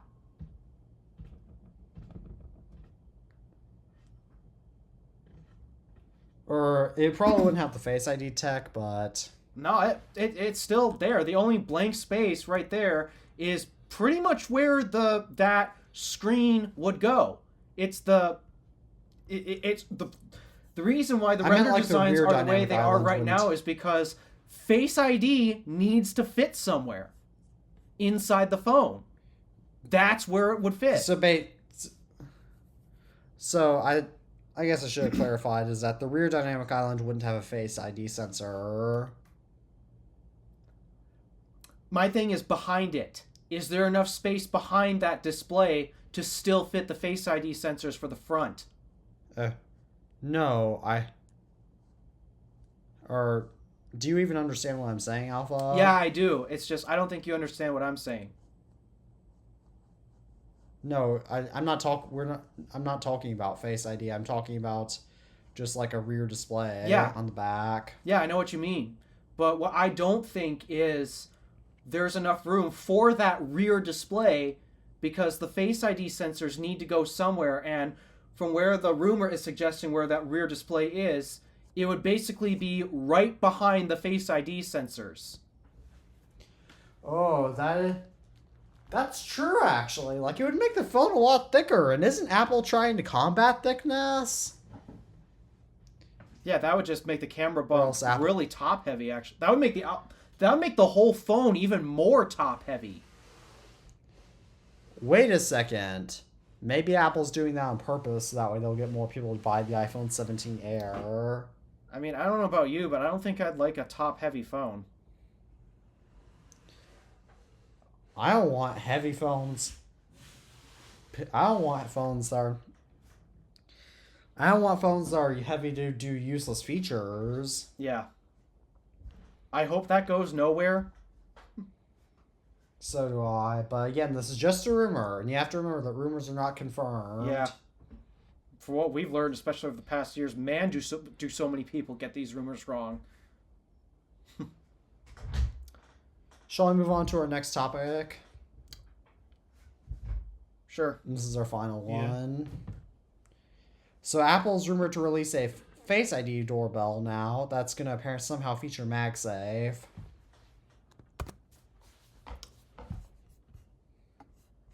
I like the Face ID part.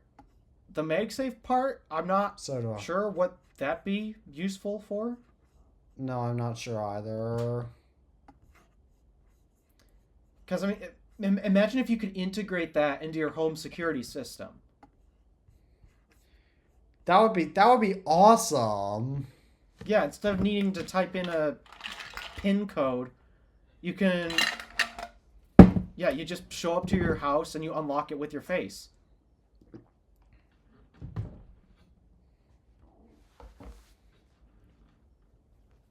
I like that idea. I'm not sure how MagSafe fits into it, but... Yeah, I like the idea. What do you think, Tabby? Me. About the 16E? No, the Face ID No, about doorbell the Face thing. ID doorbell. Oh, sorry, I kind of zoned out. Face ID would be pretty good on a doorbell. I mean, honestly, it would make sense. Yes. Facial recognition. You know, if your family comes, they could all have profiles on it. I think that would make a lot more sense than just having, like, smart doorbell keys, you know? Yeah. Oh, yeah. Honestly, I really think I prefer that idea over many other concepts, like especially fingerprints, because for one, if you live in a cold environment, you got gloves on, Touch ID is useless. Or you're just me and you don't have fingerprints altogether. PIN codes, they can be guessed. Yeah. So, yeah, I really like the idea of Face ID for a smart home security system. Absolutely. Yep. And I think we're out of topics. Other than, personally, I really wanted to ask Tabby's thoughts on the 16E. Stupid phone. Too overpriced. No MagSafe. Stupid phone. Really? That's basically all I think. Good design. Stupid phone. I'm the complete opposite. I actually really like it. I mean, $600 for that, and the only thing that you're getting over any other iPhone is the processor. I mean, if they charged $600 and they gave us, I don't know, let's say, a dual camera system with MagSafe, okay. That'd be too close to the regular 16 though. I mean, the 16 has a dynamic island. The 16, honestly, put a 120 hertz display on the 16, put a 60 on the 16E. No, average Joes don't care about that kind of stuff though. Well, yeah, average Joes will buy the 16E. The other thing, too, that I come to realize that I think a lot of us tech enthusiasts forget about, we would typically be the type to pay full price for the phone, but there is no way the target market for the 16E is paying full price for that. It makes no sense to me. Just like... Yeah, because it's so... I mean, I personally am going to do... I mean, I'm actually getting good... a call. I'll be right back. Sorry. Okay. Yeah. So, Alpha, did you see Tales of Tech's one of his recent YouTube videos about how the iPhone 16e versus the 15, how it was a no-brainer? I did see that, but I still have to disagree with him on that. So do I. Primarily, it's just like, here's another big thing that one of his friends, Randy Vasquez, he brought it up on the Randy Nexus, and I was also thinking literally the exact same thing. The type of people to buy these, first up, brand new versus refurbished. Sorry. That's exactly what I was going... Go eat dinner pretty soon. Okay. So... Or we can go... Just letting you guys... That's what I'm going to focus on my latest video as a reply to that, but... Is it alright if we just go ahead and wrap up the show now, because we've been going on for almost 2 hours? We're in the middle of a thought, though. We can't just wrap up right now. Well, Alpha can go ahead and do have time to finish our... Does Alpha have anything more we want to say about this, and then we shall... Yes, I do have some stuff I'd like to say about this. About the 16E? Yeah. So, comparing this to other phones on the market that you could buy, the target audience that I think would totally buy this is, number one, comparing certified refurbished to brand new. It doesn't matter. Any type of refurbished phone carries risk of potentially bad battery, not being inspected properly, and quite often there's not a warranty that comes with it. That's just another cost-cutting measure. So, because it still carries risk, there is still legitimate reason to buy a brand new phone, whatever the price is. And then the second is, again, something that so many tech enthusiasts, including myself and you guys, would have a hard time seeing.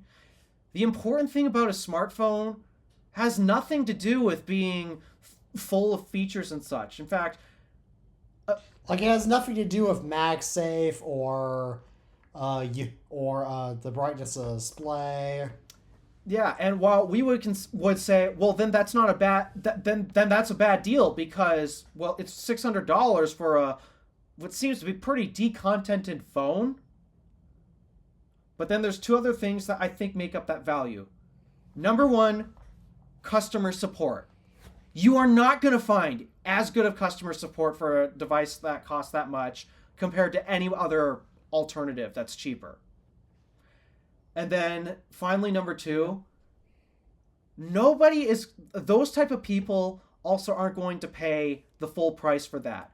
They're going to walk straight into their carrier who's already going to be offering a discounted price to begin with. And on top of that, they're trading in their old phone.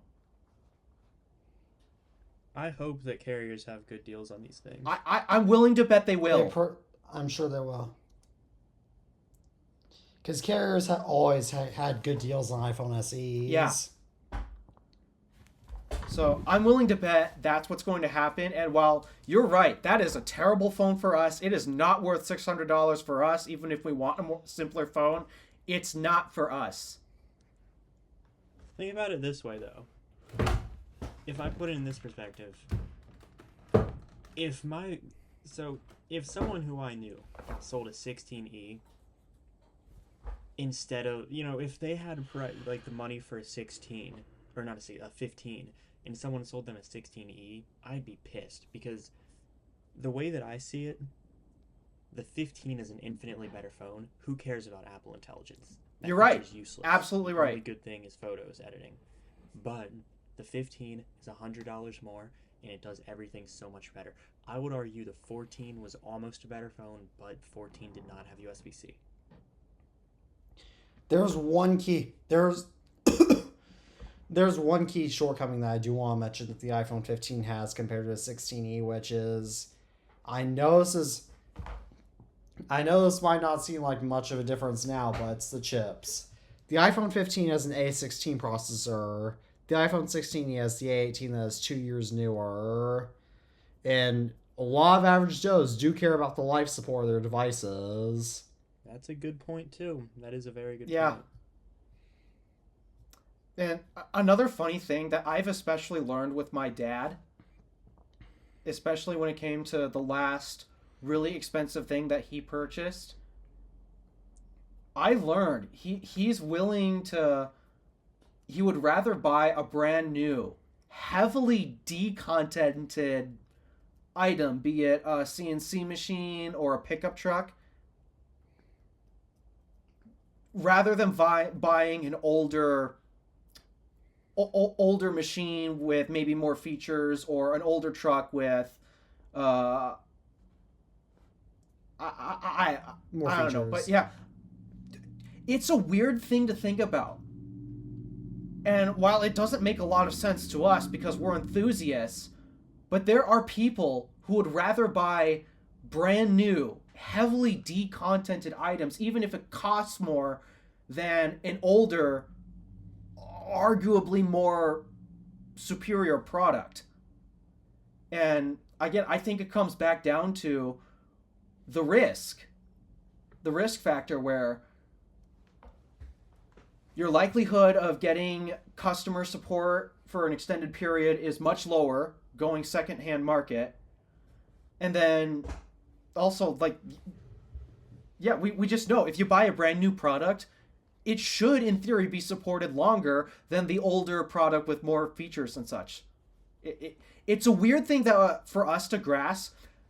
And I know I would be the person to buy the 15 over the 16e, but that's because I care. I'm an enthusiast. I do care about that stuff. And I do know the 15 is a better phone. But not necessarily for my mom, for example. She'd be the type of person to walk into the store, get whatever the latest phone is, so she at least knows, for one, it's brand new, sealed out of the box. It has a warranty that she can trust, and it's going to last her a while. Yeah, I think in that scenario, yes, the 16e makes a lot of sense, but it's all about who's buying. Precisely. It all, And I think that's why we have a lot of these problems. Like, Marquez came out with his latest video about it, and let me tell you, I out of all of his reviews, I've never felt him being so out of touch with this product. Hmm. And I find it funny because at the end of the video where he says the phone's primary problem is the price. He actually tries to figure out what could have caused it to go up. Be it the engineering and development costs for the C1, because to me that's the wild card that throws into pricing. I have no clue what that costs, and it's infuriating because I want to know how much it costs to get a sense of how much this phone should cost. But there's the development of the C1, and a common thing that I know so many people hate when it's brought up, but Apple can't avoid inflation forever. And they also can't avoid tariffs. Oh yeah, that's the other thing you brought up. Tariffs. Tariffs have gone up too. So, does all of it add up to $600? I don't know. Again, I could only figure this out if I had any idea about pricing for the C1 chip and such. But I know nothing about it. So, I don't know. It's an interesting wild card. But even all that aside, I recognize who it's for, and at least personally, from my end, I have no problems recommending any of my family members to walk into their carrier and walk out with this phone. I am 100% confident they will be happy with it. I don't have any problems recommending the iPhone 16e either. So.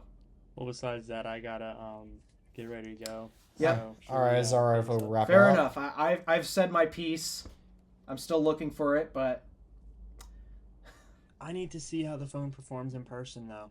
I need to see how it feels and all before I can get a real grip on how it is. fair enough.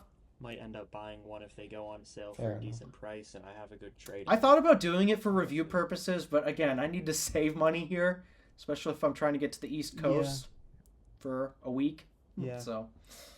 But yeah. As always, Send this out. Yep. As always, thank you all for tuning into another episode of the iTunes Family Podcast. As always, you're reminding you not to embrace your artificial intelligence, and I am Tay Magger from the iTunes Fanboy. I'm Tab. And my name is Alpha DeWolf from the Random Alpha. And we are saying peace out for now. See you next time.